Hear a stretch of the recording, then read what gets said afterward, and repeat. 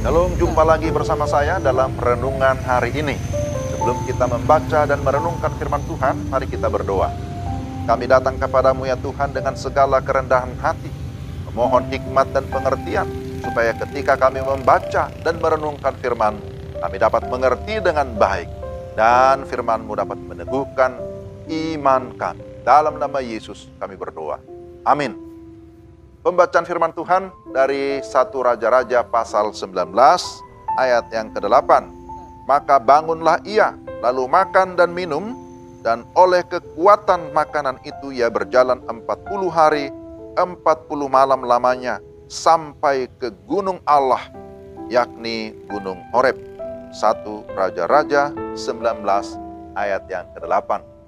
Renungan kita diberi judul, Tuhan memberikan kekuatan ekstra. Saudara yang terkasih dalam Tuhan, apakah saudara mempunyai kekuatan? Tentu saja iya ya, semua kita memiliki kekuatan.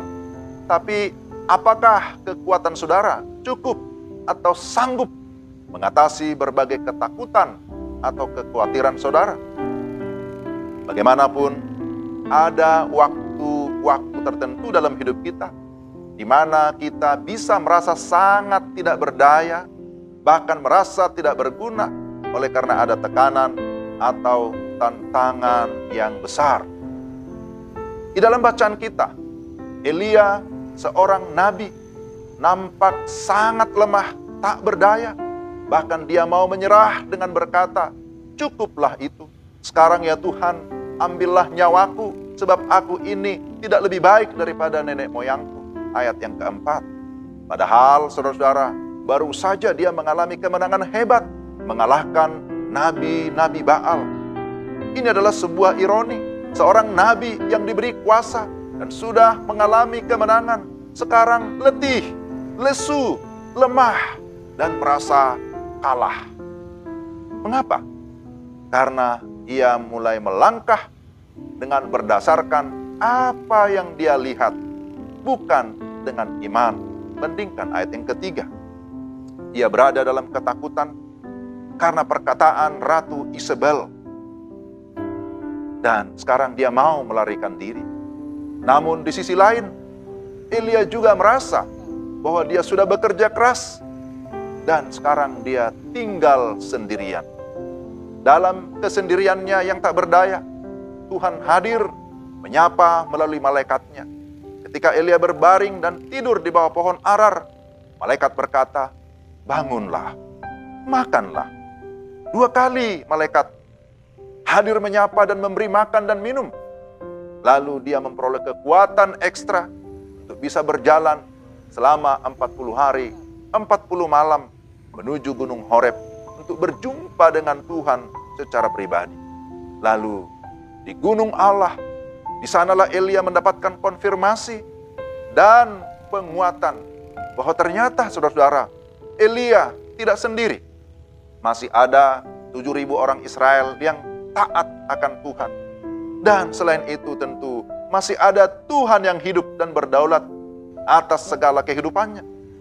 Tuhan hadir melalui angin sepoi-sepoi yang menyadarkan dia akan kehadiran Tuhan dan menyadarkan dia akan panggilannya sebagai seorang nabi.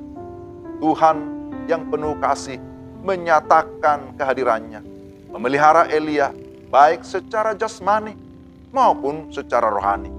Saudara, apa yang dapat kita pelajari dari bagian ini? Pertama, ketika menghadapi masalah, jangan lari dari masalah dan jangan mengambil jalan pintas, apalagi mau mengakhiri hidup, sebab itu tidak berkenan kepada Tuhan. Yang kedua, saudara yang sudah mengenal Tuhan dan firman-Nya harus lebih percaya kepada firman daripada perkataan manusia. Sebab firman Tuhan akan meneguhkan iman, tetapi perkataan manusia seringkali malah menjatuhkan iman. Dan yang ketiga, saudara-saudara, kita membutuhkan kekuatan ekstra tiap-tiap hari. Karena itu, kita harus mempercaya Tuhan sepenuhnya, jangan setengah-setengah. Mari kita membangun relasi kita secara pribadi, relasi yang intim dengan Tuhan. agar kita dapat merasakan kehadirannya dan juga kekuatannya yang ajaib, yang bekerja di dalam hidup kita. Dan dengan kekuatan dari Tuhan, kita akan dapat bekerja atau melayani tanpa takut dan gentar. Tetapi kita tetap merasakan ada kekuatan baru, ada kekuatan ekstra ketika kita hidup, membangun relasi yang intim dengan Tuhan. Amin. Mari kita berdoa. Tuhan, terima kasih untuk firman. Kami bersyukur bahwa Engkau senantiasa beserta dengan kami. Sesungguhnya Engkau tidak pernah meninggalkan kami dalam kesendirian atau dalam situasi apapun. Engkau selalu ada bagi kami. Terima kasih Tuhan, kuatkan dan teguhkan kami ketika kami merasa tidak berdaya, merasa lemah, merasa ada beban yang begitu berat. Kami tetap datang kepada Tuhan dan meyakini pertolongan Tuhan sempurna. Engkau senantiasa memberikan kami kekuatan ekstra. Dalam nama Yesus kami berdoa dan bersyukur. Amin. Demikian renungan kita hari ini, saudara. Tuhan memberkati saudara sekalian. Shalom.